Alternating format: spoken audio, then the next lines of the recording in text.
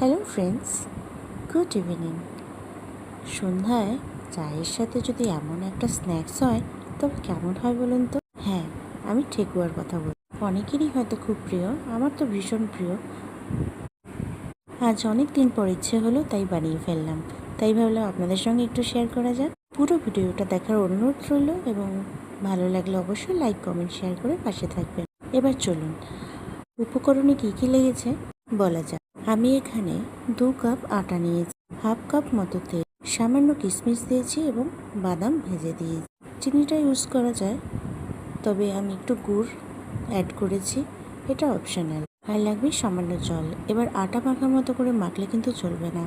আমি কিভাবে মেখেছি, কেমন হবে দেখে নিই। মাখা হয়ে গেলে চেপে চেপে একটা শেপ তৈরি করে নিতে হবে। আর হ্যাঁ, একটু তেল উপর দিয়ে লাগিয়ে নেবেন। এবার তেল গরম হয়ে গেছে, গ্যাস থাকবে সিম করা অবস্থাতেই এটাকে ভেজে লাল লাল করে তুলে নিতে হবে।